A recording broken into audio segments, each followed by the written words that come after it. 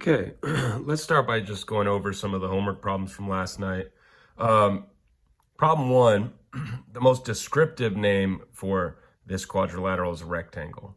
And I drew this over here on my notebook, okay? So first, you'd have to plot these points, right? Now, I realize that any of you could find these answers on the internet. If you do that, you are gypping yourself and you might not be as prepared for the test. So I can't really monitor that. So that's really going to be up to you. Don't gyp yourself. The test will really show if you understand what's going on. Anyways, you have to plot these things, and you should be able to see pretty quickly that because the y value doesn't change here, and the y value doesn't change from Q to D, that means that these two lines are actually both parallel with the x-axis, which means they're parallel to each other. And for the same reason, since the x value doesn't change from U to Q, for the same reason, these sides are parallel. X value doesn't change from A to D. So they're parallel. And so, yeah, it is a parallelogram because all opposite sides are parallel. But the reason why it's a rectangle is because you could show that AD is perpendicular with QD. You could show that using the slopes. I expect that you guys could show all of this information in a coordinate style proof. And if you don't know what I'm talking about, then you probably need to reach out to me. But every person has done a coordinate style proof before we, went on break. Anyways, you could show this is a right angle by showing the slopes, that they're opposite reciprocals of each other. And so because it's a parallelogram, because these are perpendicular, there's at least one right angle. So because it's a parallelogram and because we could show at least one right angle, that means this thing's a rectangle. So problem 4 is similar. It asks you to plot these 4 points. And so these opposite sides are parallel. So it is a parallelogram. Now, on this one, it's a parallelogram. It's also a rhombus. You might say that it's a rhombus. For this one, you need to think a little bit more because to go from, let's look at the x value. To go from negative 11 to 7, that's 18 units. Same here, to go to negative 11 to 7, this is 18 units. Now, what about the y values? To go from negative 13 to 5, that's also 18 units. 18 units. So this thing's a parallelogram. It's a rhombus because, well, all these sides are congruent. And I expect that you could explain this in a coordinate style proof. You could either use the distance formula or you could just say, hey, because we're going from this x value of negative 11 to 7, that's 18 units. You could say something like that. So it is a rhombus. And now, because it's a parallelogram on a rhombus, it's also a rectangle. Here's why. For the same reason as the first problem, you could show that these segments here are perpendicular. You could show that using the slope. Or we know they're perpendicular just because the x values don't change here, the y values don't change, which means that since the x and y axis are perpendicular, these will also be perpendicular. So this thing, the most descriptive name for this thing is actually a square because it's a parallelogram, a rhombus, and a rectangle.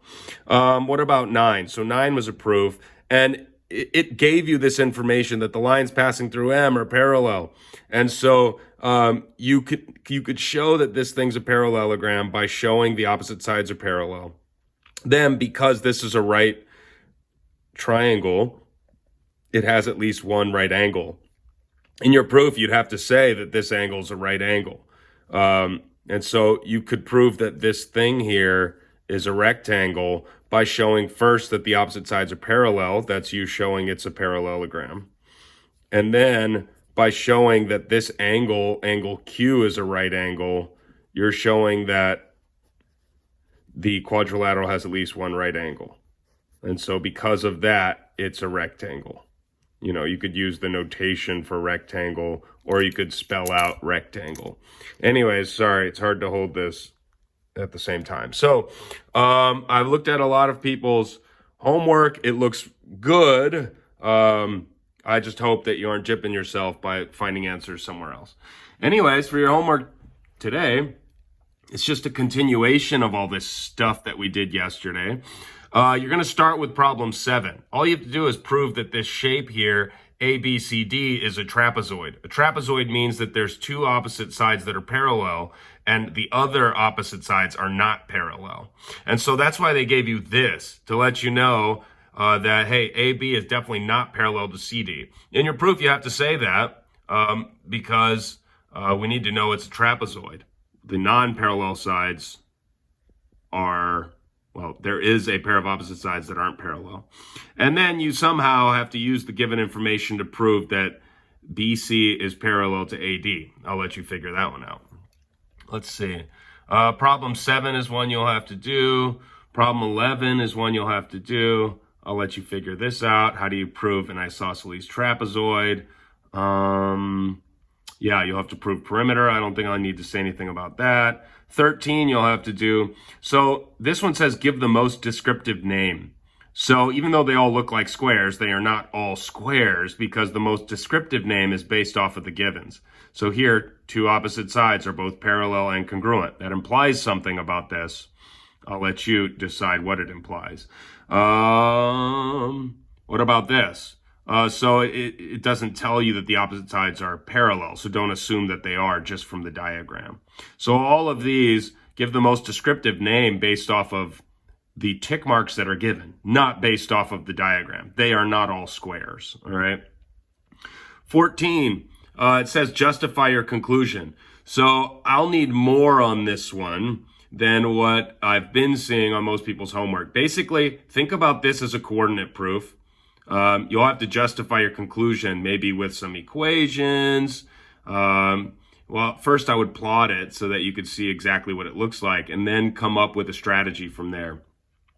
Yeah, 15, yeah, that's just a proof. I don't think I need to say anything about that. 18 is also a proof you'll have to do. So again, with this one, it's given, it's similar to that problem 9 that you did. It's given that the segments drawn from M are parallel. So basically, MP here is parallel to BC, and MQ is parallel to AC. So that's given. You'll use that information. So you don't have to do two separate proofs here. Just do one proof and hit both of these. So like somewhere along your proof, prove that this shape here, PMQC, is a parallelogram. And then from there, you can use the information about it being a parallelogram to then prove these two triangles are congruent. So just do it all in one proof. Okay, thank you.